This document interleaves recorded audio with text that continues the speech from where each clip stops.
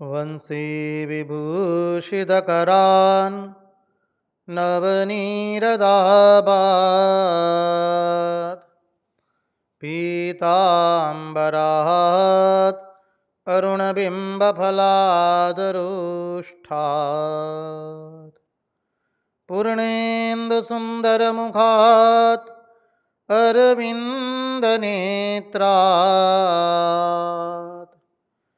कृष्णात् परं किमपि तत्त्वम् अहं न जाने। कृष्णात् परं किमपि तत्त्वम् अहं न जाने। स्वस्ति श्रीगणेशाय नमः। वक्रतुण्डमहाकाय सूर्यकोटिसमप्रभ निर्विघ्नं कुरु मे देव सर्वकार्येषु सर्वदा। श्रीसरस्वत्यै नमः।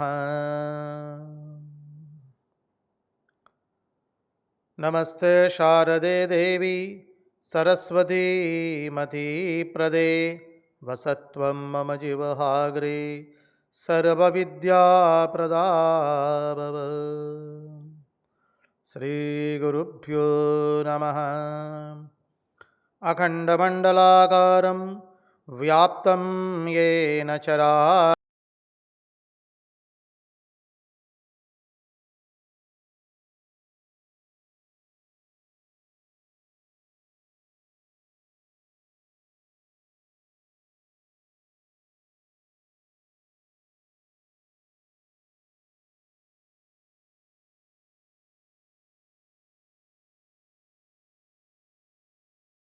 सच्चिदानन्दरूपाय विश्वोत्पत्त्यादिहेतवे तापत्रयविनाशाय श्रीकृष्णाय वयं नुमः।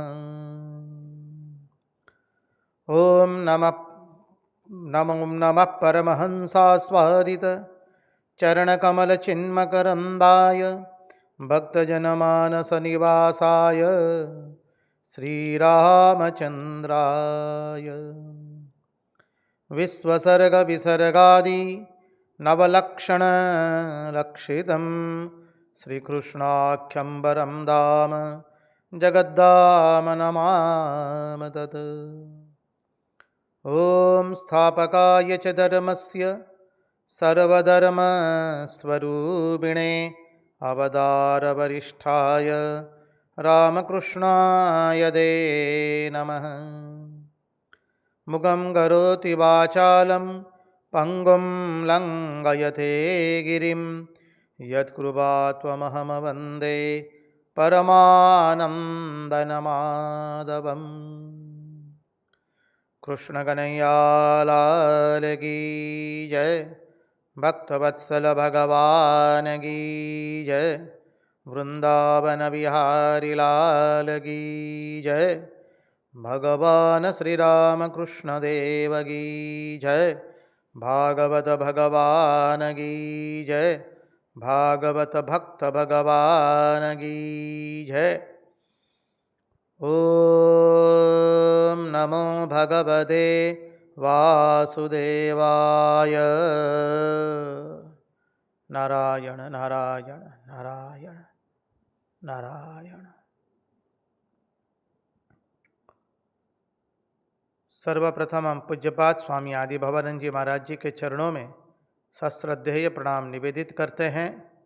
तत्पश्चात रामकृष्ण आश्रम राजकोट के अध्यक्ष पूज्यपाद स्वामी निखिलेश्वरानंद जी महाराज जी के चरणों में सश्रद्धेय प्रणाम निवेदित करते हैं।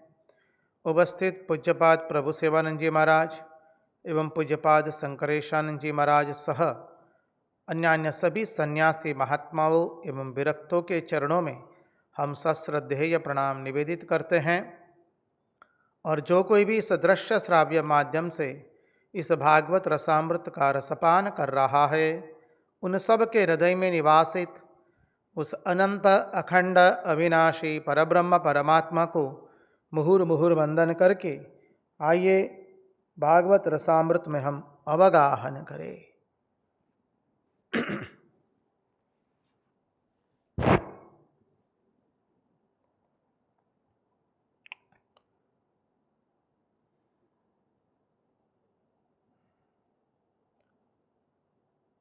यं प्रव्रजन्तमनुपेतमपेतकृत्यं द्वैपायनो विरहकातर आजुहाव पुत्रेति तन्मयतया तरवोऽभिनेदु तं सर्वभूतहृदयं मुनिमानितोऽस्मि। कृष्णाय वासुदेवाय हरये परमात्मने प्रणतक्लेशनाशाय गोविन्दाय नमो नमः। कृष्ण कृष्ण करता थय गोपी कृष्ण स्वरूप गुरु गुरु करता शिष्यनु रहे न पूर्वस्वरूप। भक्त भावना रूप तू धरे रूप अनेक सर्वरूप तुजना प्रभु आदि अंत तू एक। नारायण नारायण नारायण नारायण। आप सब लोग जो अपनी जिज्ञासा व्यक्त करते हैं YouTube में अपने अभिप्राय को लिख करके, और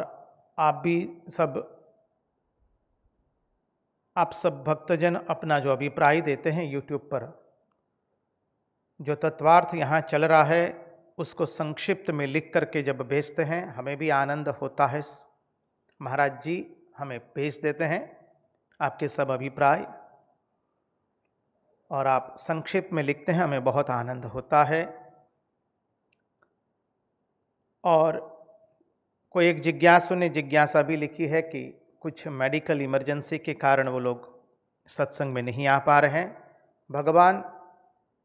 हम भगवान से प्रार्थना करते हैं, उन्होंने सत्संग किया है, सत्संग के कारण आने वाली परिस्थिति उन पर इतनी हावी नहीं हो जाएगी, और आने वाली कठिन परिस्थिति से भगवान उनको आनंद से सक्षेम बाहर निकाले और पुनः सत्संग में प्रवृत्त करे, ऐसी भगवान से नम्र प्रार्थना। देखिए, सत्संग का महात्मा ही यह है। सत्संग से आने वाली विपत्तियां दूर नहीं होगी, लेकिन इस विपत्ति के अंदर में हम हमारी मानसिकता खो नहीं बैठेंगे। हम आपको क्या बताएं,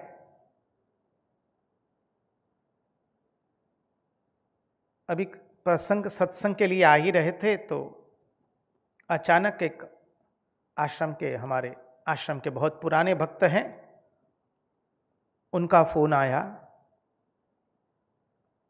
महाराज हम तो आखिरी 10 दिन से कोविड अस्पताल में हैं। हम भी बोले क्या हो गया अचानक? बोले हम और हमारी भार्या श्रीमती जी, हम दोनों कोविड अस्पताल में हैं, बहुत उनको अशक्ति आ गई है। आनंद से बात कर रहे, महाराज इतनी बड़ी महामारी आई तो हम लोग कैसे बचे? तो भगवान ने ये भी हमको अनुभव करवा लिया, और भगवान की कृपा से आनंद में है, भगवान का नाम ले रहे हैं। यह है सत्संग की महिमा। सत्संग से आने वाली परिस्थिति दूर नहीं हो जाती है, लेकिन वो परिस्थिति हमारे ऊपर हावी नहीं होती है। आनंद से बात कर रहे, बोले बहुत अशक्ति आ गई है, बोलने की इतनी शक्ति नहीं है, कष्ट हो रहा है, लेकिन सोचे कि नहीं आज आपको हम बता ही दे। तो हम दोनों घिरे हुए अस्पताल में हैं और भगवान का नाम ले रहे हैं, आनंद में है स्वामी जी, भगवान नाम स्मरण हो रहा है। देखिए यह है सत्संग की महिमा।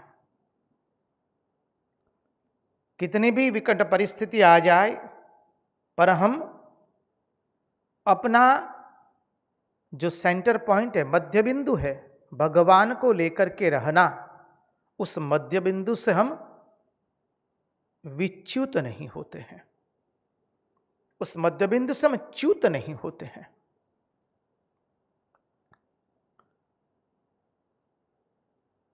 बाहर में तो ये महामारी चल ही रही है, आप सब लोग हमसे ज्यादा ज्ञात हैं उसके बारे में।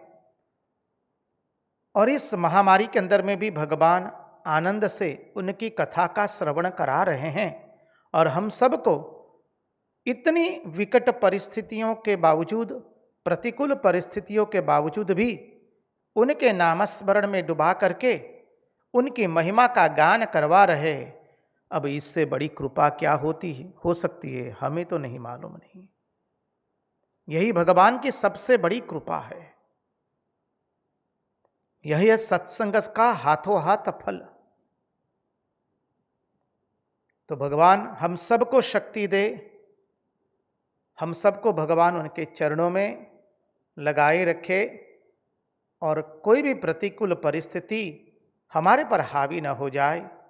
प्रतिकूल परिस्थिति में हम भगवान नाम स्मरण को छोड़ करके संसार का चिंतन न करें, यही प्रार्थना के साथ आइए हम भगवान शुकदेव जी महाराज, जो परमहंस शिरोमणि भगवान शुकदेव जी हमारे हैं, उनके चरणाश्रित होकर के भागवत के एकादश स्कंद का चिंतन करें।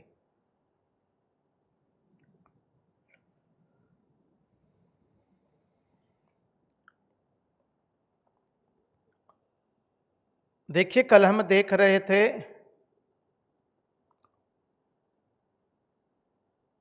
कि भगवान कालात्मना है। राम नाम संकीर्तन में आप लोग गाते हैं ना, शुद्ध ब्रह्म परात्पर राम, कालात्मक परमेश्वर राम।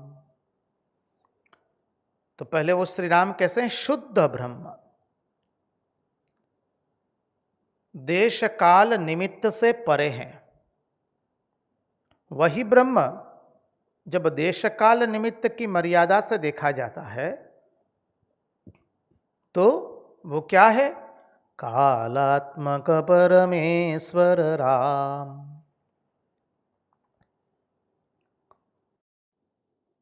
तो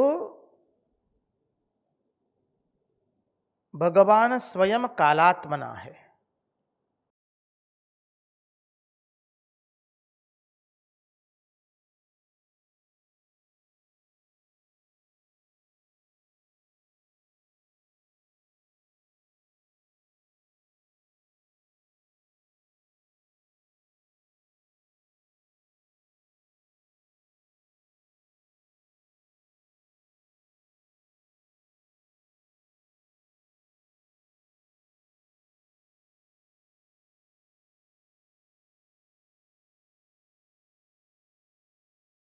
ही हो रहा है,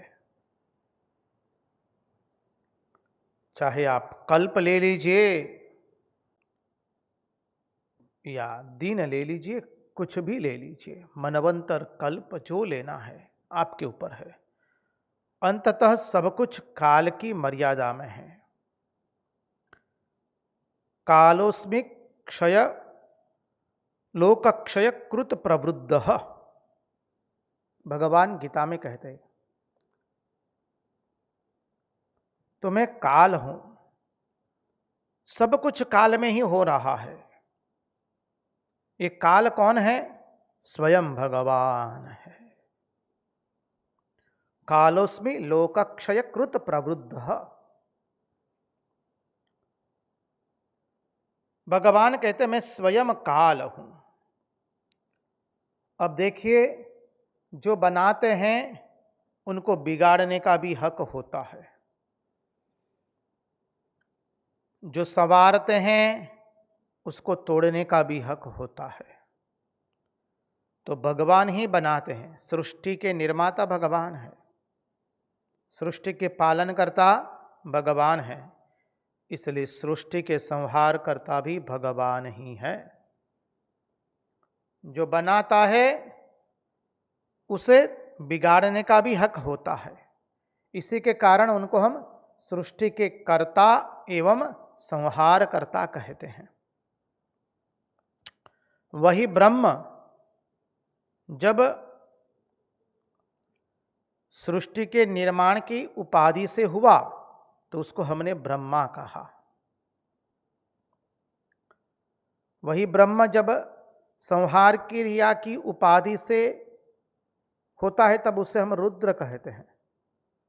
वही ब्रह्म जब पालनकर्ता की उपाधि से होता है तब उसे हम विष्णु कहते हैं। ब्रह्म तो वही है, वही ब्रह्मा विष्णु एवं महेश के रूप में बना है। संहार की उपाधि से रुद्र हो गया, सृष्टिकर्ता की उपाधि से ब्रह्मा हो गया, पालनकर्ता की उपाधि से विष्णु हो गया। लेकिन वह परमात्मा जो है उसके अंदर में ये कोई उपाधि नहीं है, ना सृष्टिकर्ता की, न स्थितिकर्ता की, न पालनकर्ता की। कोई उपाधि उस ब्रह्म में नहीं है। ये समझिए। आगे वाले श्लोक में भगवान बता रहे हैं, असल में परब्रह्म परमात्मा में कोई उपाधि नहीं है, इसलिए कहा शुद्ध ब्रह्म परात्पर राम, पहले ही कहा। तो वही कालात्मक उपाधि के कारण, कालात्मक उपाधि को धारण करके आज वही ब्रह्म वसुदेव जी के महल में रह रहा है। कालात्मक परमेश्वर राम। अब जब कर्म पूरे हो गए तब भगवान ने सभी महात्माओं को विदाई दी है। सश्रद्धेय ससम्मान के साथ भगवान ने सब महात्माओं को विदाई दी और वो द्वारका के पास पिंडारक क्षेत्र के अंदर में जाकर वहां जाकर निवास करने लगे। अब प्रसंग आता है यदुवंशियों के द्वारा, यादव कुल के पुत्रों के द्वारा महात्माओं की परीक्षा लेना। देखिए, हमने पहले देखा कि भगवान द्वारिका में महात्मा को लेकर आए हैं। क्यों लेकर आए हैं? कर्म धर्म सिखाने के लिए। भगवान स्वयं है, वो स्वयं बता सकते लेकिन नहीं बताते हैं। भगवान ने ये परंपरा स्थापित की है कि कर्म धर्म तो महात्मा के निर्देशानुसार ही होना चाहिए। महात्मा लोग जैसे निर्देश करेंगे वैसे हम कर्म धर्म का आचरण करेंगे। अब जब भगवान अपनी लीला संवरण करने वाले हैं तो सब महात्माओं को भगवान ने पास के पिंडारक क्षेत्र में पहुंचा दिया, वो निवास करने लगे। अब यादव पुत्रों के द्वारा महात्माओं की परीक्षा होने वाली है। श्लोक है सुंदर, उसका स्तवन करेंगे, उसके बाद में उसके तत्वार्थ में प्रवेश करेंगे। विश्वामित्रोसित कणवो दुर्वासा भृगुरंगिराः कश्यपो वामदेवोत्रीर् वसिष्ठो नारदादयः। वसिष्ठो नारदादयः। विश्वामित्रोसित कणवो दुर्वासा भृगुरंगिराः कश्यपो वामदेवोत्रीर् वसिष्ठो नारदादयः। इस श्लोक में सब महापुरुषों का वर्णन आता है, नाम लिखा है। वशिष्ठ, पहले है विश्वामित्र, फिर है असित, फिर है कणव, दुर्वासा, भृगु, अंगिरा, कश्यप, वामदेव, अत्रि ऋषि, वशिष्ठ, नारद इत्यादि सब ऋषि मुनियों का नाम लिखा है। तो थोड़ा देखें ऋषि मुनियों का नाम का तात्पर्य क्या है, संक्षिप्त में देखेंगे। पहला है विश्वामित्र। विश्वामित्र का अर्थ क्या हुआ? संपूर्ण विश्व जिनका मित्र है उनका नाम है विश्वामित्र। जो सबकी भलाई चाहने वाले हैं, उनका नाम है विश्वामित्र। फिर है असित, जो कहीं बंधते नहीं है, उसका नाम है असित। शीत मानी बध जाना, बद्ध। असित मानी असंग। अब विश्वामित्र संपूर्ण विश्व जिनका मित्र है, कोई दुश्मन है ही नहीं, समझिए।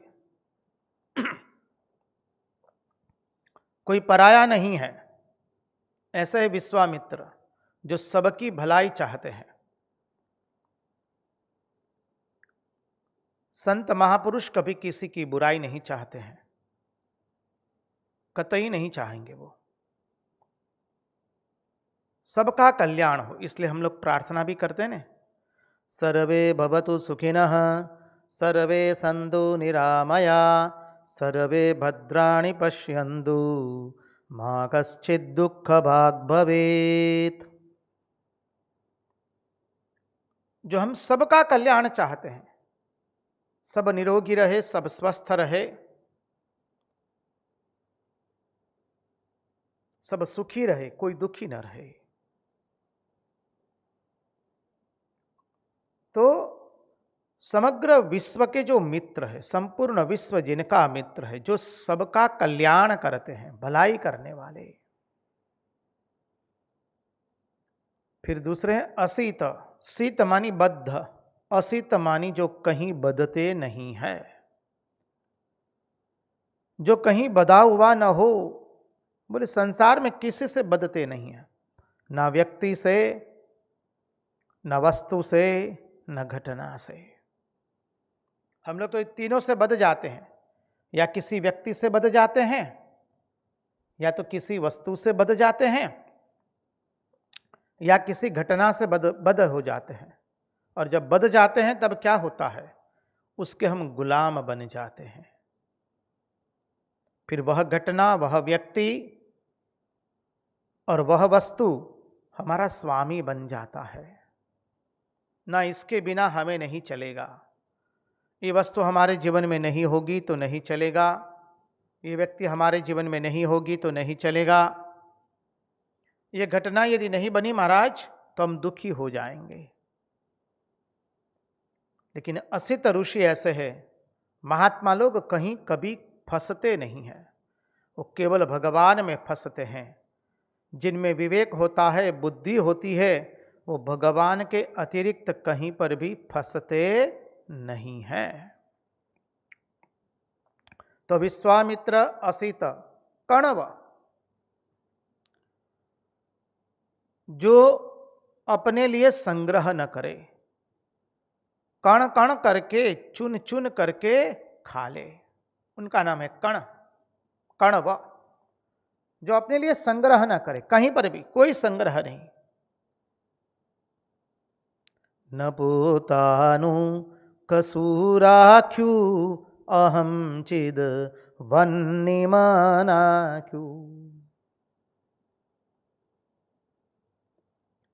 अपना कुछ रखा ही नहीं, रंगदूत महाराज लिखते हैं। न पोतानु कसूराख्यु, अरे हमारा कहने के लिए कुछ भी हमने रखा ही नहीं। अहम चिद वन्निमानाख्यु, अरे हमको तो काट करके फेंक दिया है। अहम चिद वन्निमानाख्यु। सुधामृत शून्यनु चाख्यु, अगर दी धूनवातो सु।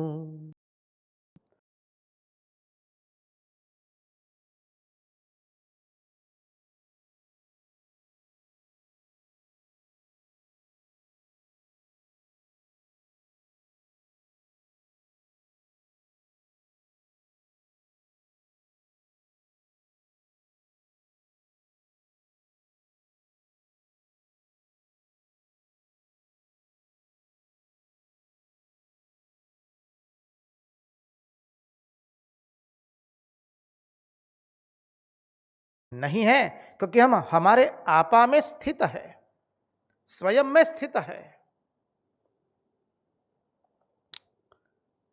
सदा निहसंगिने न्यारा जगत ने माननारा तृण।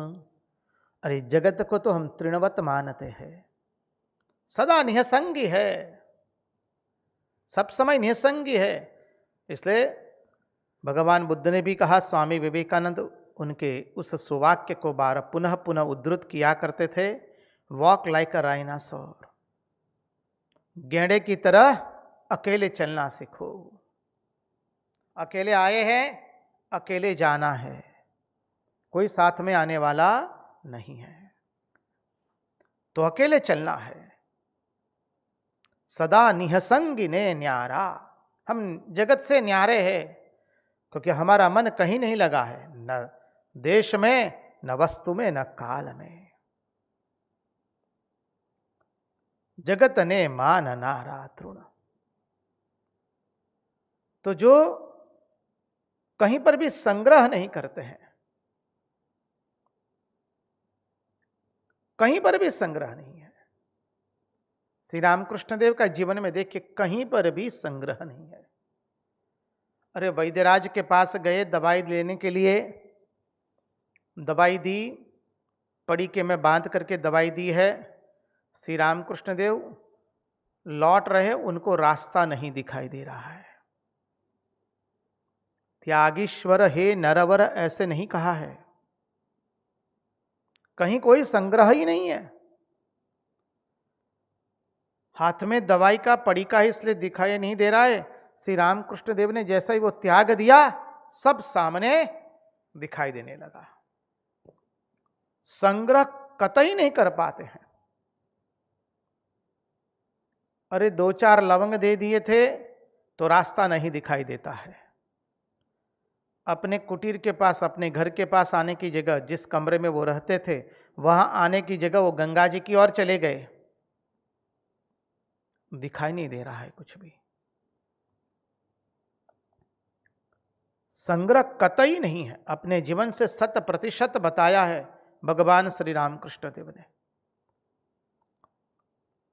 जो कहीं किसी से बंधे हुए नहीं है। श्री रामकृष्ण देव का जो कमरा है दक्षिणेश्वर का, वहां वो बहुत साल रहे, समझिए 10-15 साल से अधिक रहे। और एक दिन जब हृदय से सुना, उनका भांजा जो उनका सेवक था, कि माथुर बाबू के लड़के ने कहा है कि मेरे को भी निकल जाना है, आपको भी निकल जाना है यहां से। श्री रामकृष्ण देव कहते, अपने शरीर को इंगित करके कहते, इसको भी निकल जाना है? बोले हाँ। एक क्षण की देरी नहीं की है, कुछ लेने रहूं ऐसी भी बात नहीं, तुरंत छोड़ करके चले गए, चले जा रहे हैं। जब माथुर बाबू के पुत्र ने देखा तो वो दौड़े दौड़े आए, बोले मैंने आपको तो नहीं कहा है चले जाने के लिए? बोले ठीक, मुझे नहीं कहा है? बोले ना। वो फिर वापस अपने कमरे में लौट आए। समझिए, कहीं बधे हुए नहीं है, कोई संग्रह नहीं है जीवन में। जो अपने लिए संग्रह न करे, कण कण कर चुन चुन कर खा ले, वो है कण्व ऋषि। विश्वामित्रो असीत कण्वो दुर्वासा। वासा मानी वस्त्र, दू मानी फटे हुए। जो फटा चिथड़ा पहनते उसका नाम है दुर्वासा। समझिए, जो फटे चिथड़े पहनते हैं, कोई फूले उछाले बाजुतियों से मारे, निंदा स्तुति सहाले, बैठे हैं मस्त प्यारे। रंगदूत महाराज का भजन है एक, वाह फकीरी कौन अमीरी, दासी तेरे चरणों में। कोई दिन पहने जरियन जामा, कोई दिन सिर्फ लंगोटी है। कभी तो जरियन जामा पहने हैं और कभी केवल लंगोटी है शरीर पर, और कभी काया दिगंबर है, और कभी तो दिगंबर है। कोई फर्क नहीं पड़ता है। तो दुर्वासा कौन है? जो फटे चिथड़े पहनते हैं, फटे चिथड़ा पहनते, उनका नाम है दुर्वासा। एक एक ऋषि का अर्थ समझिए, तत्वार्थ यहां पर सामान्य अर्थ नहीं है। अर्थात जो समझते हैं ये शरीर रूपी जो वस्त्र है उसकी कोई कीमत नहीं है, हर जगह से वो बांधा हुआ है, सीधा हुआ है, सिलाया है, कितनी सारी जगह से। देखिए, कलाई से देख लीजिए, कोनी से देख लीजिए, कंधे से देख लीजिए, घुटनों से देख लीजिए, कमर से देख लीजिए, गले से देख लीजिए, सब तो चिथड़े हैं, जोड़ जोड़ करके बनाया है इसको। बाद में है भृगु। भृगु अर्थात जो भून देते हैं, जो संसार को ही भून देते हैं, जिसने अपने ज्ञान रूपी बीज को भून दिया है, उसको कहते हैं भृगु। बीज को भून दिया। देखिए, ये सिद्धांत को समझने के लिए हमने जो रासलीला में भी देखा था, गोपियां भगवान की काम भाव से पूजा करती है, लेकिन ये काम कैसा है? आप्त काम है, अकाम है, पूर्ण काम है। उनका जो काम है वो किसके प्रति है? आप्त काम के प्रति, अकाम के प्रति, पूर्ण काम के प्रति। अर्थात बीज को यदि हम भूंज दे, तत्पश्चात उसको जमीन में बो दे, तो उसमें से कुछ अंकुरित होने वाला नहीं है। उसी तरह से गोपियों ने अपने काम को, अपने प्रेम को अकाम के प्रति, पूर्ण काम के प्रति, आप्त काम के प्रति प्रवाहित कर दिया है। तो यही है भृगु, जिन्होंने अपने अज्ञान रूपी बीज को भून दिया है, अज्ञान रूपी बीज को भून दिया है।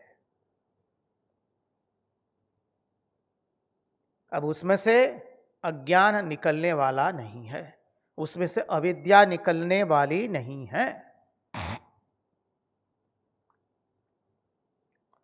फिर है अंगिरा। अंग, अंग अर्थात जीव, अंगिरा अर्थात ब्रह्म। जो जीव एवं ब्रह्म की एकता को जिसने जाना है, ब्रह्म सत्य जगन मिथ्या जीवो ब्रह्मैव नापरः। जो जीव एवं ब्रह्म की एकता को जान चुके हैं, उनका नाम है अंगिरा। हर देश में तू, हर वेश में तू, तेरे नाम अनेक बसतु एक ही है। सागर से उठा बादल बनकर, बादल से गिरा जल होकर, फिर नहर बना नदिया गहरी, तेरे भिन्न प्रकार बसतु एक ही है।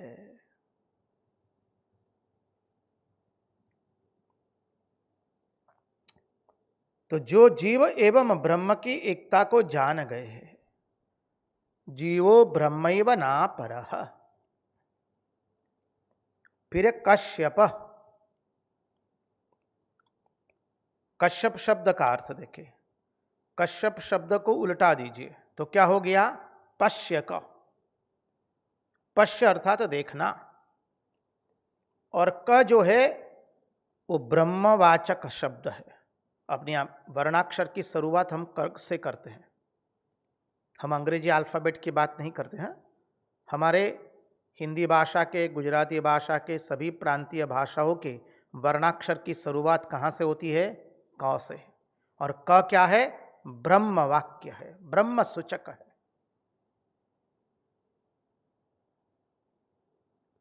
तो जो सर्व में ब्रह्म का दर्शन करता है वह है कश्यप। अर्थात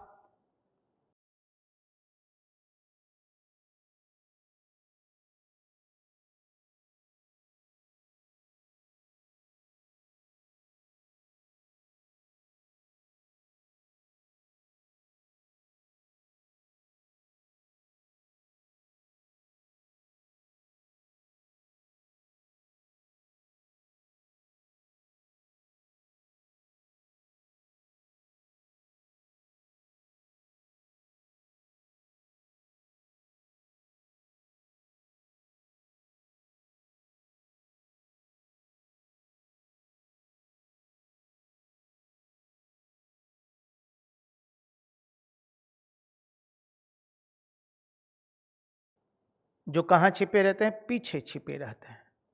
उपनिषद में उनका वर्णन आता है कि वामदेव को गर्भ से ही पूर्ण ज्ञान हो चुका था। तो नेत्रादि द्वारा जो दिखते नहीं है, नेत्रादि द्वारा जो प्रकाशित नहीं होते हैं, वो है वामदेव। नेत्र आदि के द्वारा जो प्रकाशित नहीं होते हैं, लेकिन नेत्र आदि को जो प्रकाशित करने वाले हैं, वो है वामदेव। नेत्र आदि को प्रकाशित करने वाला सर्वात्मा है वामदेव। फिर है अत्रि ऋषि, जो तीनों गुण से पर है। सामान्यतः अर्थ ले तो सत्वगुण, रजोगुण एवं तमोगुण से पर है, तीन अवस्था से पर है। जागृत, स्वप्न एवं सुषुप्ति, जो तुरीय में स्थित है, जो दृष्टा, दृश्य, दर्शन, ये तीन से परे है। जो ज्ञाता, ज्ञेय एवं ज्ञान, तीन से परे है। जो प्रमाता, प्रमाण एवं प्रमेय, ये तीन से परे है।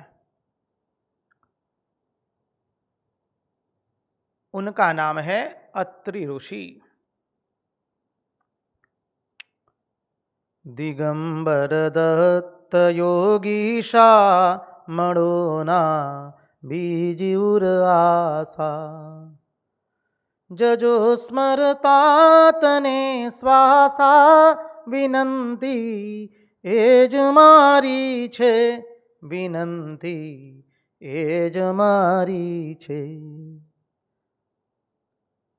दिगंबर दत्त योगीशा मणोना बीजिउर आसा, ऋषि अतरी तणु तपये प्रगट्यु सगुण रूपे हा, प्रगट्यु सगुण रूपे हा।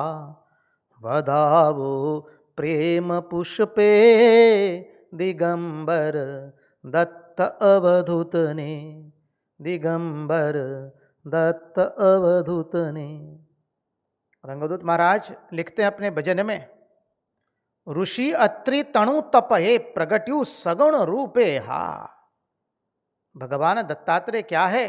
अत्रि ऋषि का जो तप है वो सगुण साकार के रूप में प्रकट हुआ, वह है भगवान दत्तात्रेय। ऋषि अतरी तणु तपये प्रगट्यु सगुण रूपे हा। बोले उसका स्वागता कीजिए, कैसे करेंगे? वधावो प्रेम पुष्पे दिगंबर दत्त अवधूत ने, प्रेम पुष्पों से उनको बधाइए। समझिए, दिगंबर दत्त योगीशा मणोना बीजिउर आशा। हमारे हृदय में और कोई आशा नहीं है, न हम कोई पद चाहते, न प्रतिष्ठा, न ख्याति विख्याति, न जगतिक कोई चीज हम चाहते हैं। हम तो केवल उस परमात्मा को ही प्राप्त करना चाहते हैं। जजो स्मरता तने श्वासा विनंती एज मारी छे। अरे आपका रटन करते करते हमारा श्वास चले जाए, यही हमारी आपके चरणों में पुनः पुनः विनती है।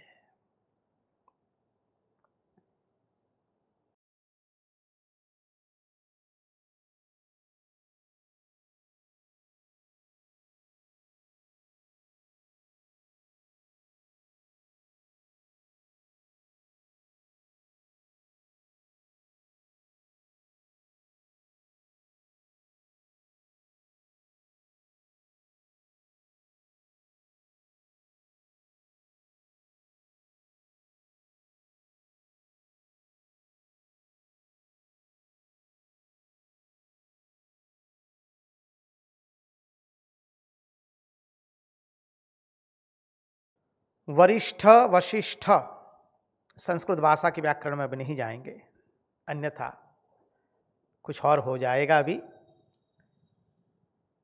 तो वशिष्ठ मानी जो सबको आच्छादित करके बैठे हुए हैं, जिनका मन एवं उनकी इंद्रियां उनके वश में है, पूर्ण रूप से उनका नाम है वशिष्ठ। नारद, आहा, नारद का अर्थ तो आप सब लोग जानते हैं। नरस्य इदम नारद हृदयम, नारायण से जो ज्ञान प्राप्त हुआ है उसका दान कर दे। जो नारायण से जो ज्ञान प्राप्त हुआ है उसका जो दान करे,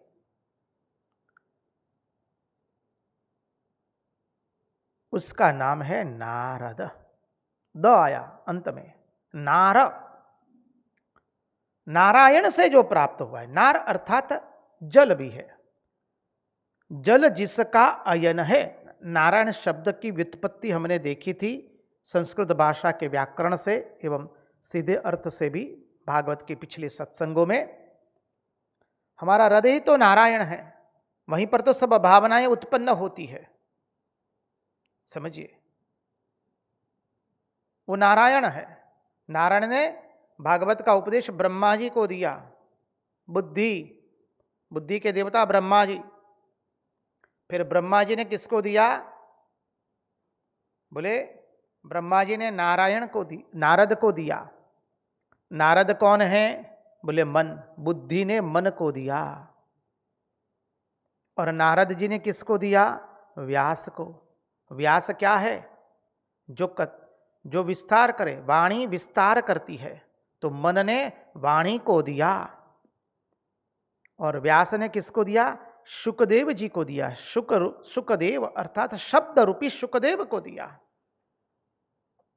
वाणी से शब्द निकला, वाणी विस्तार करती है, इसलिए व्यास है। तो शुकदेव जी शब्द रूपी शुकदेव को दिया, और शब्द रूपी शुकदेव ने किसको दिया? परीक्षित राजा को दिया। तो नारायण से जो ज्ञान प्राप्त हुआ है उसका जो सब समय दान करते हैं उनका नाम है नारद। द्वितीय अध्याय में आवेगा नारद जी क्यों भगवान के पास ही रहते हैं। तब इस अर्थ से, ये 10 शब्द से उसकी संगति लगावेंगे। याद रहा तो ठीक है, नहीं तो आगे हरी इच्छा। तो ये सब ऋषि हो गए। विश्वामित्रोसित कणवो दुर्वासा भृगुर अंगिराः कश्यपो वामदेवोत्रीर्वसिष्ठो नारदादयः। इन सब बड़े बड़े महात्मा जो है उनका सबका नाम दिया गया। इन सब बड़े बड़े महात्माओं को भगवान ने, यदुवंशियों ने सुंदर विदाई दी है। समझिए, ऐसे बड़े बड़े महात्मा लोग जब द्वारका से विदाई हुए तब उनको बहुत सम्मान के साथ, आदर श्रद्धा पूर्वक उनको विदाई दी। अब जो यदुवंशियों के युवान थे, यादव कुमार, उन लोगों में उनके प्रति श्रद्धा नहीं है। अब आजकल होता है ना, ऐसा ही होता है। आज की युवा पीढ़ी कहती है, अरे we are of modern generation, we are of IT generation, we are scientific. न जाने क्या क्या उपाधि स्वयं के ऊपर लगाती है और क्या अज्ञान में रहते वो वही जानते हैं। People who will always say, without it is logic, Swamiji, I can't accept. Oh, as if you are the manifestation of logic itself. भगवान ने ऐसे ऐसे लोगों से मिलवाए हैं, माथा चकरा जाता है। और अपने आप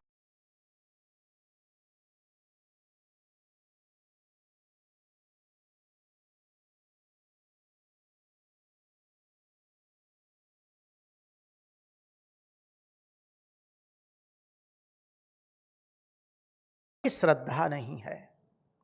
जब हमारे स्वयं में स्वयं के प्रति श्रद्धा आएगी तो दूसरे के प्रति श्रद्धा आएगी। समझिए,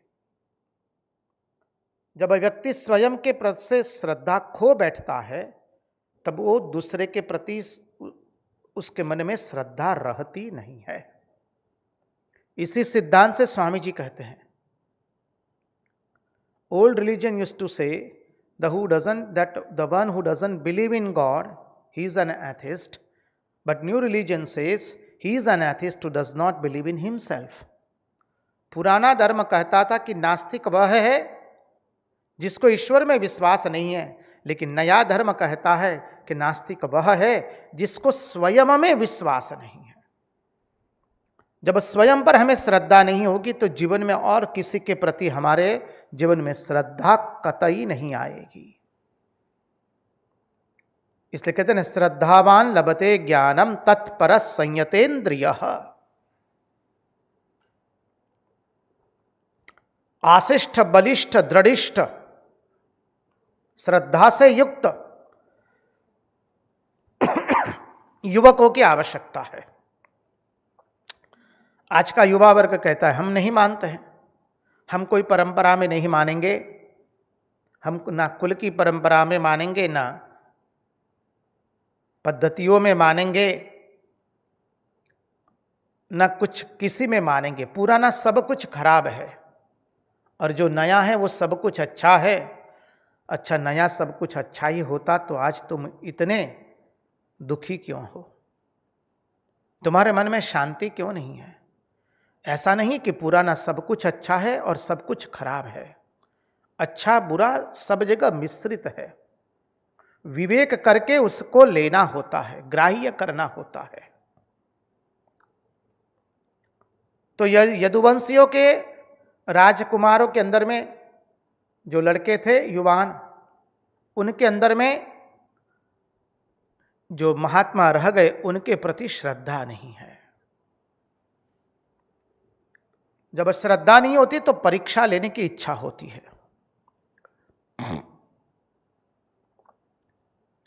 परीक्षा लेने के लिए आते हैं।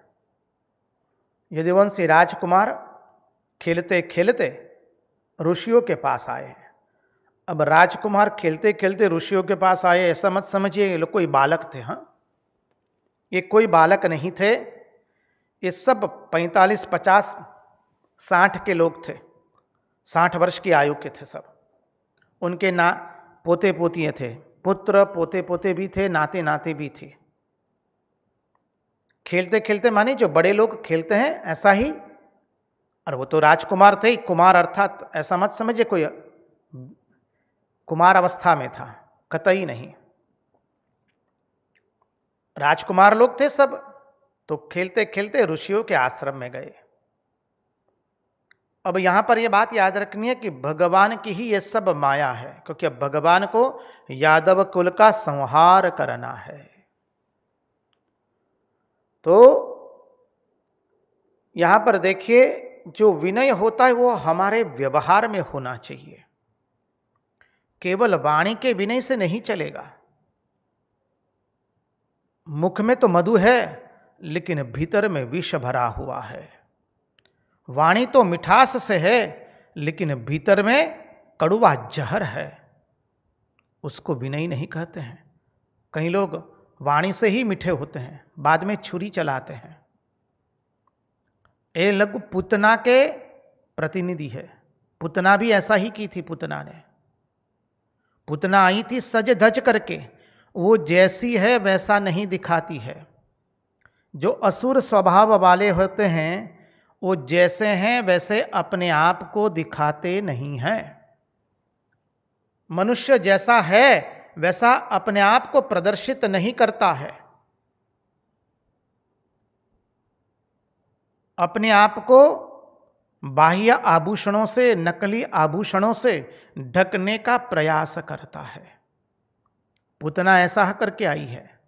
बाहर से कहेंगे कैसे हैं जी, सकुशल तो है, प्रेम से मीठी मीठी बातें करेंगे, बाद में छुरा मारेंगे। कई लोग बाहर से बहुत वाणी से विनय दिखाते हैं, अरे हम तो आपके ही अनुगत है, आप ही हमारे पथदर्शक है, मार्गदर्शक है। अरे आप नहीं आते तो नहीं होता, आप आए इसलिए हो गया। कई लोग केवल यह व्यवहार, यह दीनता, यह विनय वाणी में रखते हैं। मिठास जो है केवल वाणी में होती है, वो सब असुर स्वभाव है। हम सबको अपना अपना मिला लेना है। हाँ जी,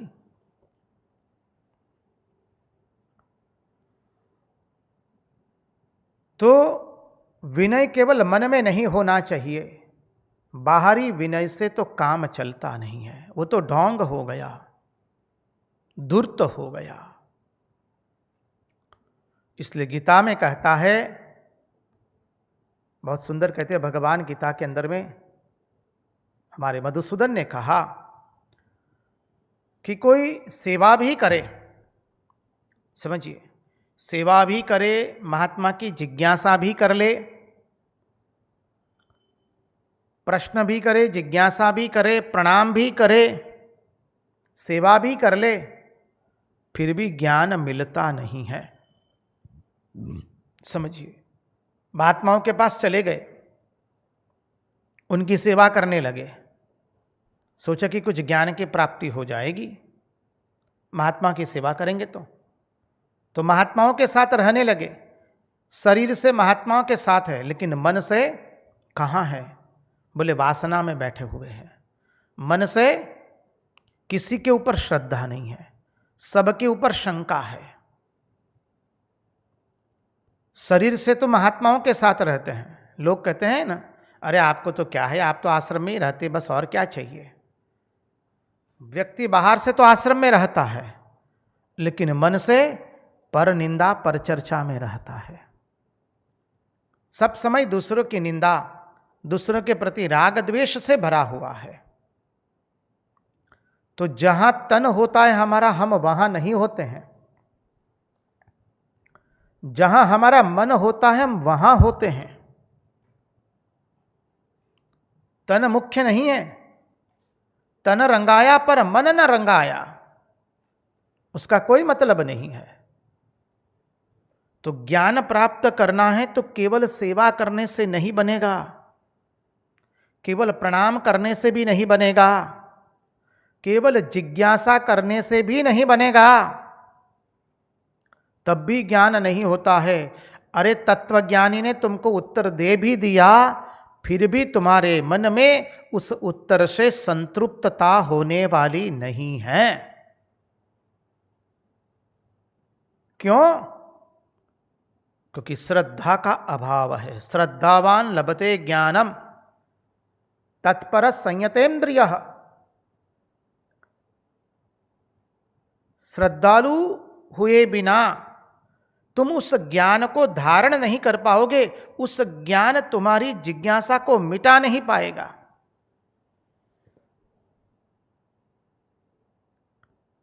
उस ज्ञान को तुम ग्रहण नहीं कर पाओगे जब तक श्रद्धा नहीं होगी। तो उदाहरण के रूप में देखें,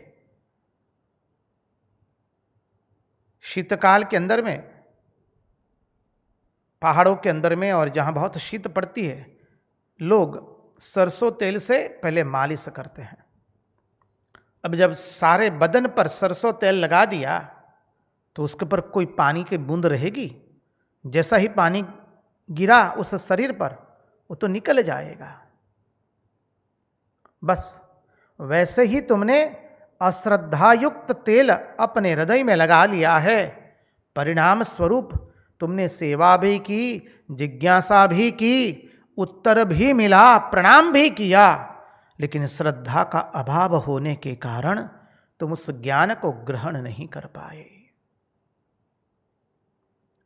तो यदुवंशी बालकों के अंदर में महात्माओं के प्रति अश्रद्धा आ गई है,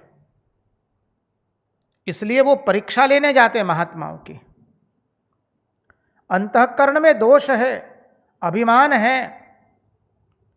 जब अंतःकरण में दोष है, अहंकार है, अभिमान है, अरे ये क्या जानते हैं हमसे, तो हम तो इनसे बहुत कुछ जानते हैं, हमको इनके पास जाकर के अब सीखना पड़ेगा। कभी भी कोई भी सत्संग में जाए आप लोग, हम सबसे ये हमारी हाथ जोड़कर का नम्र निवेदन रहेगा, कभी भी कोई भी सत्संग में आप जाइए तो किसी को पाने का प्रयत्न कीजिए, किसी को मापने का प्रयत्न मत कीजिएगा। जब कभी आप अपनी माप पट्टी लेकर के किसी को मापने जाएंगे ना, तो आपकी माप पट्टी सदैव छोटी ही पड़ने वाली है। हो सकी तो किसी को पामो, मापो नहीं। इनमें ये नहीं है, उन्होंने ये ठीक नहीं कहा।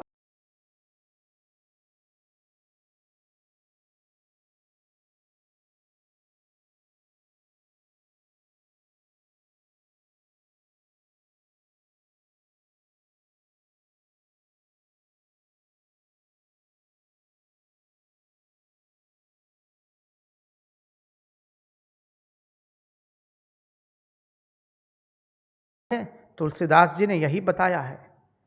शिवजी मां भवानी को लेकर के गए और जब वक्ता ने भगवान शिवजी को वंदन कर दिया, बस मां के मन में शंका हो गए। जब वक्ता श्रोता को वंदन करता है तो इस वक्ता में क्या होगा। परिणाम स्वरूप मां बैठी है गौरी, पूरी रामायण सुनी, शरीर से बैठी है, मन में रामायण ने प्रवेश नहीं किया, क्योंकि श्रद्धा का अभाव हो गया है।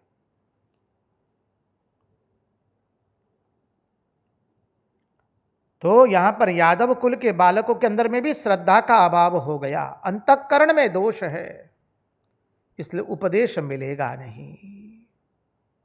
अब आगे क्या घटना घटी वो हम देखेंगे। उसके पहले एक भजन का रसास्वाद कर ले। महाराज जी से विनती करेंगे एक सुंदर भजन की प्रस्तुति करें, तत्पश्चात आगे के तत्वार्थ में प्रवेश करेंगे। समझना ये भजन जो है रंगदूत महाराज का बनाया हुआ भजन है। समझ मन मारा रे जाऊं एक दिन वही। महाराज कहते हैं ओ मन तो समझो, तुमको एक दिन सब कुछ छोड़ के जाना है। समझ मन मारा रे जाऊं एक दिन वही, सुना मंदिर मेड़ी रे सोबू जंगल मां सही। कुछ रहने वाला नहीं है, चरक सुश्रुत भी चले गए, तुमको भी एक दिन जाना पड़ेगा। इस संसार में किसी का कुछ रहा नहीं है, तुम्हारा भी कुछ नहीं रहेगा, एकमात्र रहेगा भगवान का नाम। और महाराज बहुत सुंदर तरीके से उसका वर्णन कर रहे हैं, हम देखने का प्रयास करेंगे। समझ मन मारा रे, समझ मन मारा रे, जाऊं एक दिन वही। समझ मन मारा रे, जाऊं एक दिन वही। सुना मंदिर मेड़ी रे सोबू जंगल मां सही। सुना मंदिर मेरी रे सो जंगल मां सही। समझ मन मारा रे, जाऊं एक दिन वही।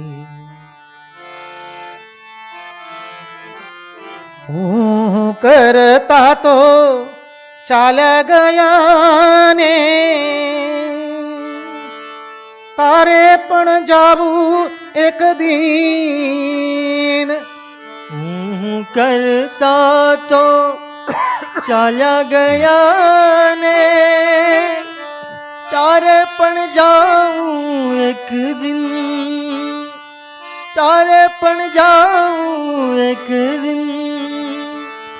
मारू मारू करी केम मरे छे, તારું નહીં તુજ તન. મારું મારું કેમ કરી મરે છે, તારું નહીં તુજ તન.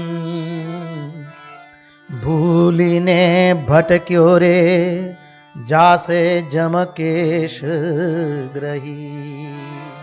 ભૂલીને ભટક્યો રે જાશે જમ કેશ ગ્રહી. સમજ મન મારા રે જાવું એક દિન વહી. સમજ મન મારા રે जाऊं एक दिन वही. रंगदूत महाराज लिखते हैं, मैं करते तो सब लोग चले गए, हूँ करता तो चाल्या गया ने.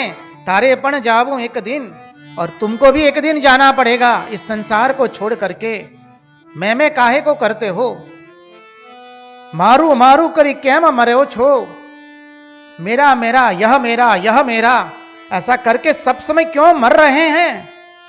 अरे तनिक सोचो, ये तन जो है तुम्हारा वो भी तुम्हारा नहीं है, ये शरीर भी तुम्हारा नहीं है. तुम रास्ता भूल चुके हो, भटक रहे हो इस संसार में. जरा चिंतन करो, समझ मन मारा रे. ओ मेरा मन थोड़ा समझो कि तुमको चले जाना है एक दिन. चरक सुश्रुत चाल्या गया ने भीम बाणावणी पार्थ. चरक सुश्रुत चाल्या गया ने भीम बाणावणी पार्थ. काळदंडी रावण हणायो, राम कृष्ण रह्यु नाम. काळदंडी रावण हणायो ने राम कृष्ण रह्यु नाम. परણીને પસ્તાયો રે બાજી નવ હાથ રહી. પરણીને પસ્તાયો રે बाजी नव हाथ रही. समझ मन मारा रे जाऊं एक दिन वही. चरक सुश्रुत चाल्या गया ने भीम बाणावणी पार्थ. अरे चरक और सुश्रुत चले गए, आयुर्वेद के महान ग्रंथकार. चरक चले गए, सुश्रुत भी चले गए. अरे भीम चला गया, अरे बाणावणी पार्थ भी चला गया. अरे काड़दंडी रावण भी चला गया. और रहा क्या, केवल राम और कृष्ण का नाम ही रहा. परणी ने पछतायो रे. अरे तुमने ब्याह करके तुम पछताए हो. अर्थात क्या, ब्याह किससे किया. अरे हमने जगत से ब्याह कर लिया, इसलिए सब समय जगत की चिंता हमें सताती रहती है. मैं मेरे से ब्याह कर लिया हमने. परणी ने पछतायो रे बाजी नव हाथ रही. ब्याह का अर्थ यहां पर गलत मत कीजिए, गुणार्थ से देखना है. बोले अब तुम्हारे हाथ में कोई बाजी नहीं रही. समझिए, श्री रामकृष्ण देव ने इसलिए मास्टर महाशय को अपनी द्वितीय मुलाकात में पूछते हैं, શું તારું લગ્ન થયું છે. हम तो गुजराती भाषा में पढ़ते, इसलिए हमारी भाषा में हमें याद आएगा. क्या तुमने ब्याह किया है. मास्टर महाशय ने कह दिया, हाँ जी हमारा ब्याह हो गया है. श्री रामकृष्ण देव चौंक गए. मास्टर महाशय को लगा कि क्या मैंने कोई गलती की है. उनका हृदय दबक दबक लगने लगा, दबक दबक करने लगा. बाद में मास्टर महाशय को पूछते हैं श्री रामकृष्ण देव, क्या बच्चे हो गए हैं. और मास्टर एक गुનેગારની પેઠે જવાબ આપે છે, હા છોકરા પણ થઈ ગયા છે મસ્તક નમાવીને. अर्थात क्या है कि यदि तुम्हारा मन, यदि तुमने संसार को दे दिया तो अब तुम्हारे हाथ में कोई बाजी नहीं रही.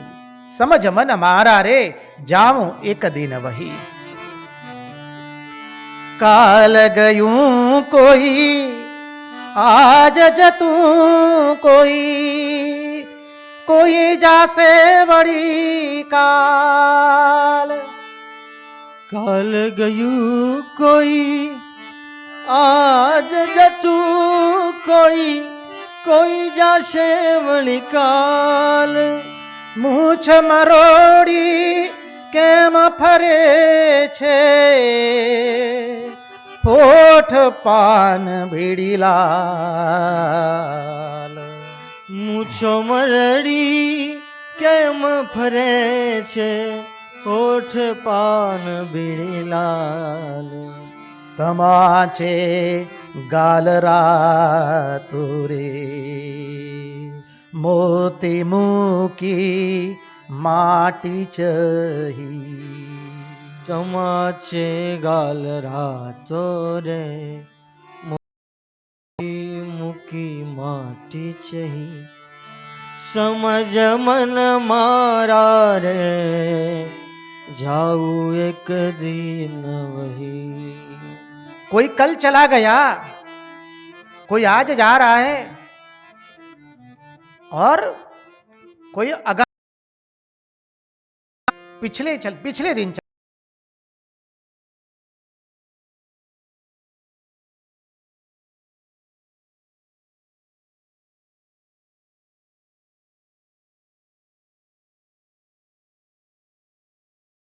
अरे छे होठ पान बीड़ी लाल।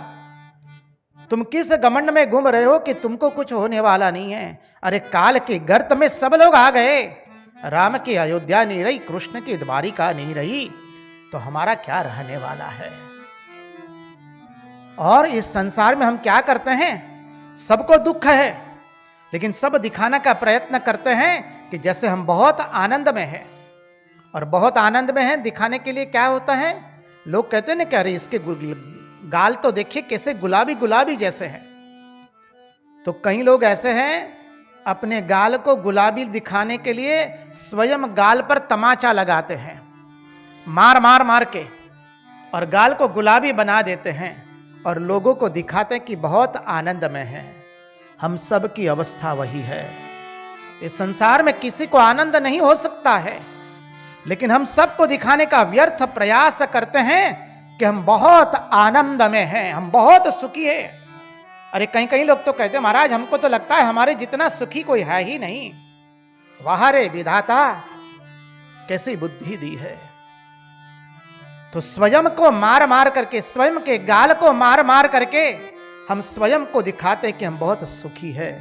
और इस संसार में आकर के हमने क्या किया, मोती को छोड़ करके मिट्टी को स्वीकार कर लिया। हम ऐसे अभागे हैं। समझ मन मारा रे, जाऊं एक दिन वही। चेतबु होय तो चेतज रंगा, क्षण क्षण आयु जाय। चेतवु होय तो चेतज रंगा, क्षण क्षण आयु जाय। पाणी आव्यू पाड़ बांधवा लाग्यो, लोको महासी थाय। पाणी आव्यू पाड़ बांधवा लाग्यो, लोको महासी थाय। साठी बुद्धि नाठी रे, मनमानी मन मारही। साठी बुद्धि नाठी रे, मन मानी मन मारही। महाराज कहते हैं अरे तुमको सावधान होना है तो सावधान हो जाओ। चेतबु हो ये तो चेतजो रंगा, क्षण क्षण आयु जाए। यहां पर प्रतिक्षण हमारी आयु जा रही है। हर पल हमारे इस शरीर का क्षय हो रहा है। अरे जब बाढ़ आती है ना, तब हम बांधने जाएंगे, तब कुछ होने वाला नहीं है। जिसने अपने पूर्वार्ध को संभाला वही अपने उत्तरार्ध को संभाल पाता है। जिसने प्रवृत्ति करते करते निवृत्ति की ओर अग्रसर हुआ, वही उसी की वृद्धावस्था आनंद में जाती है। इसलिए श्री रामकृष्ण देव कहते हैं ना कथामृत में, मथुरनाथ बाबू के बारे में कहते हैं, मथुर बाबू ने जवानी में कितने सारे धंधे किए थे, इसलिए अंत में इतना उनको कष्ट भुगतना पड़ा है। श्री रामकृष्ण देव उदाहरण देते हैं लकड़ी का। जो भीनी लकड़ी होती है ना, जिसमें जल रहता है, भीगी हुई लकड़ी शुरू में तो जल जाती है, लेकिन अंत में जब आती है तब उसमें से धुआं निकलता है और सारे चूल्हे को वो बंद कर देती है। तो महाराज यही कहते हैं कि साठे बुद्धि नाठी रे, 60 हुए तुम्हारी बुद्धि चकरा गई, अभी भी तुम्हारे मन में निवृत्ति नहीं आई, तुमने अपनी अंतिम यात्रा की कोई तैयारी नहीं की। समझ मन मारा रे, जाऊं एक दिन वही, समझ मन मारा रे, मन मारा रे, समझ मन मारा रे, जाऊं एक दिन वही, जाऊं एक दिन वही, जाऊं एक दिन वही। कृष्ण कन्हैया लाल की जय। तो यहां यही हुआ है यादव कुमारों के साथ।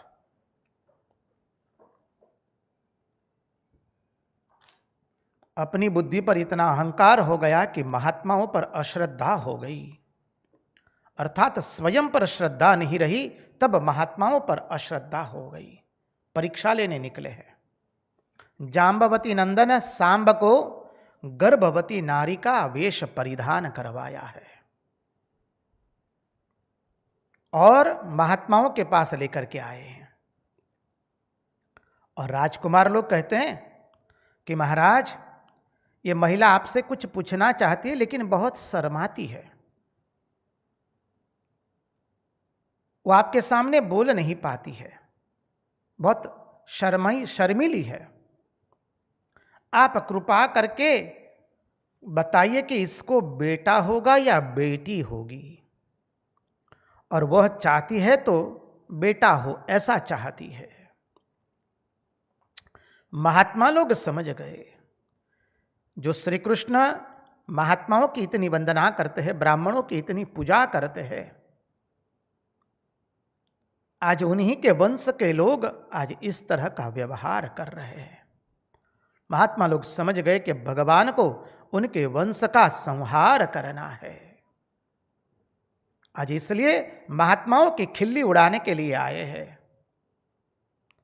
महात्माओं के मन में क्रोध आया है, वो समझ गए भगवान की लीला है ये। महात्माओं के मन में क्रोध आया और महात्मा ने शाप दे दिया। शाप देते हुए कहा, देखो, ना इसमें से बेटा निकलेगा ना ही बेटी निकलेगी, इसमें से यादव कुल के नाश का मुशल निकलेगा।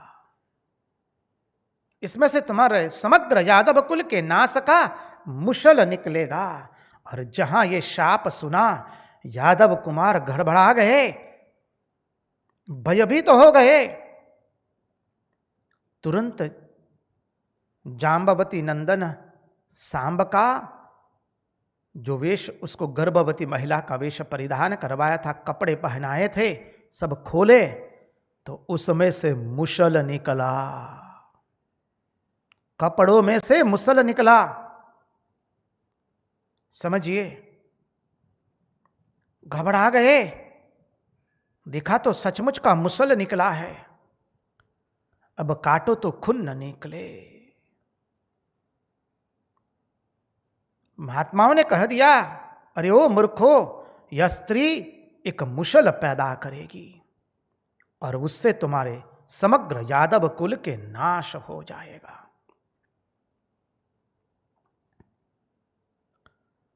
सब स्तब्ध हो गए। यदुवंशी नौजवान जो थे राजकुमार, उनको महात्मा पर तो ऐसे श्रद्धा नहीं आई है, इसलिए परीक्षा करने गए थे। और जब मुसल देखा तब श्रद्धा आई। मुसल से माने हैं, समझिए, इसको कहते हैं विधि की वक्रता।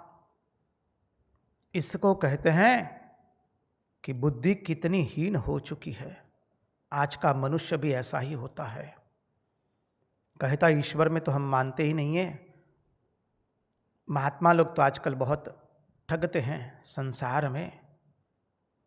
हो सकता है किसी किसी ने इस परिधान को बदनाम भी किया है, हम ना नहीं कहते हैं।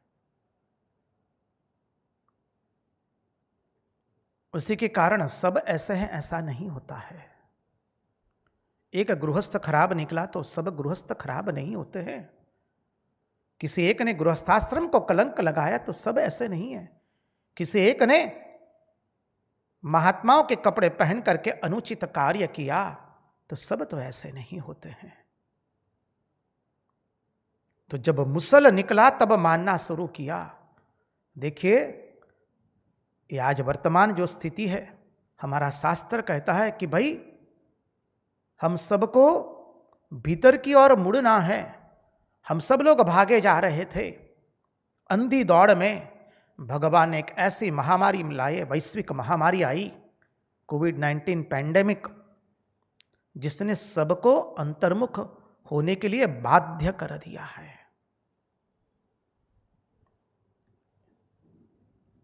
इसके दोनों बाजू है, अच्छी और बुरी। चिंतन करेंगे तो बहुत कुछ निकल जाएगा। देखिए, महामारी के कारण ही आज तो भगवान ने हमारे पर कृपा की कि हम सब लोग इकट्ठा मिलकर के परमहंस सुखदेव जी के चरणारविंद में बैठ करके भागवत का श्रवण कर रहे हैं।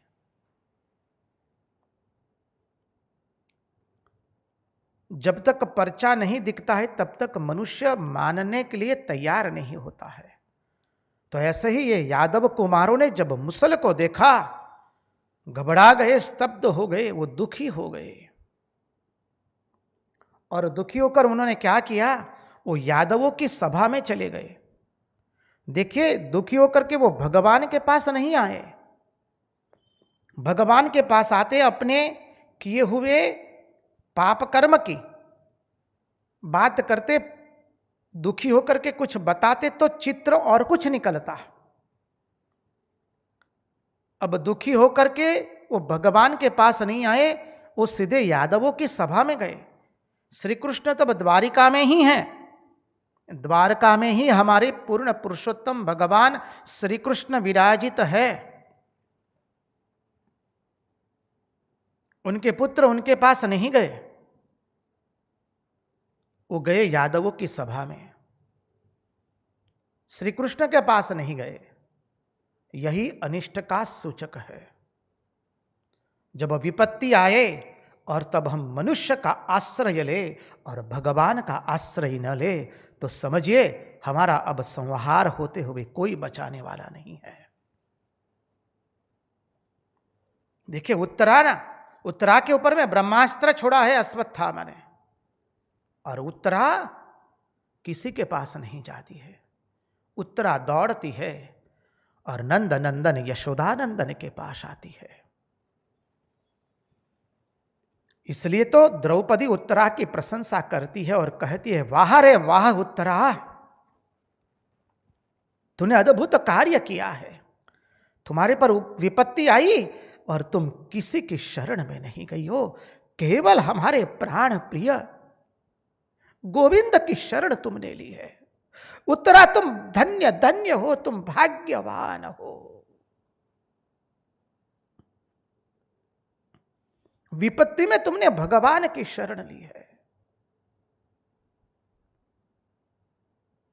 द्रौपदी अपने जीवन से कहती है, जब मेरे पर विपत्ति आई थी तो मुझे विश्वास था मेरे 5 पति है, सब बलवान है, मेरा कोई कुछ बिगाड़ नहीं पाएगा। 5 पतियों की शरण में गई लेकिन मेरी रक्षा किसी ने नहीं की। आखिरी में मेरे गोविंद को पुकारा है। और हमारे गोविंद ने तो स्वयं वस्त्र बन करके हमारी लाज बचाई है। कृष्णस्तु भगवान स्वयं।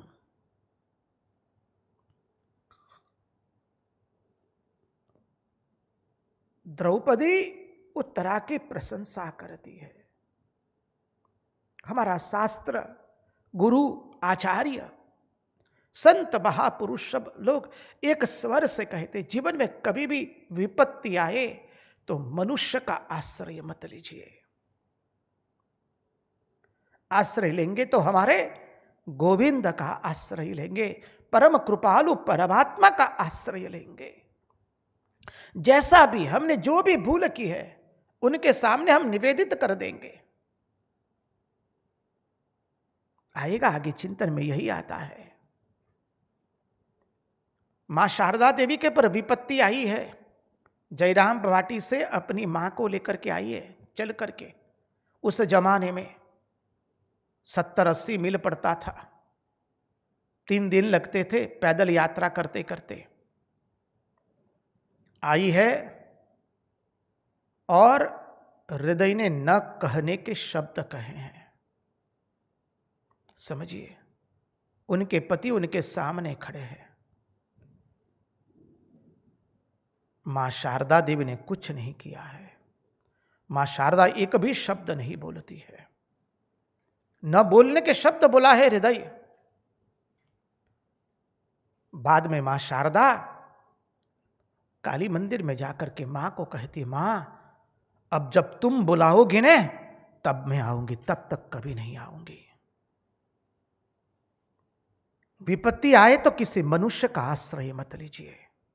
आश्रय लेंगे हमारे गोविंद का, हमारे प्राण प्रिय श्री कृष्ण का, भगवान का, जिसमें आपकी श्रद्धा हो। राम कृष्ण, राम कृष्ण, शिव, जिसमें मां भवानी, दुर्गा, काली, शिवा, जो भी हो।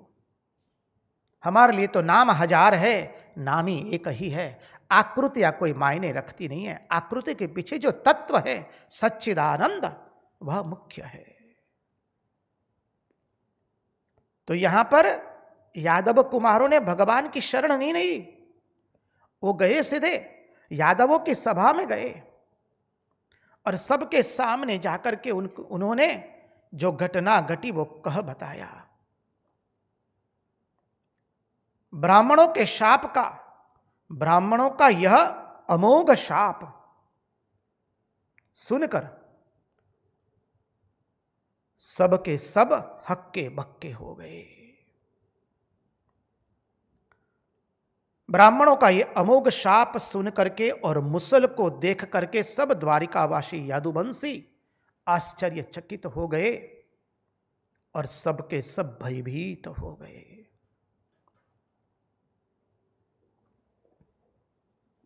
अमोघ अर्थात जो कभी व्यर्थ न जाए। देखिए, जहां भगवान स्वयं विराजमान है वहां भय का क्या काम है। भगवान तो अभय प्रदान करते हैं, फिर भी आज समग्र यादव वंश के लोग भयभीत हो गए। यादव कुल के राजकुमार आकर के ये भरी सभा में कहते हैं कि ब्राह्मणों ने हमको अमोघ शाप दिया और मुसल दिखाया, लेकिन कोई यादव वंशी भगवान के पास नहीं गए। यादव कुमारों को लेकर के सब भयभीत हो गए। अब भय क्यों हुआ? क्योंकि भगवान से दूर हुए हैं। समझिए, परीक्षित राजा पर विपत्ति आई है। परीक्षित राजा ने अपना पाप कबूल किया है। सब महात्माओं को वंदन करके, ब्राह्मणों को वंदन करके कहते हैं, मैंने बहुत बड़ा पाप किया है, अनुचित कर्म किया है। ब्राह्मण के ऋषि के गले में मैंने मरा हुआ सर्प डाला है, अपना पाप प्रकट किया है और पूछते हैं प्रायश्चित मुझे बताइए। ऐसा कोई अनुष्ठान हो तो बताइए। आज से 7वें दिन मेरी मृत्यु होने वाली है। ऋषि कुमार ने मुझे शाप दिया है।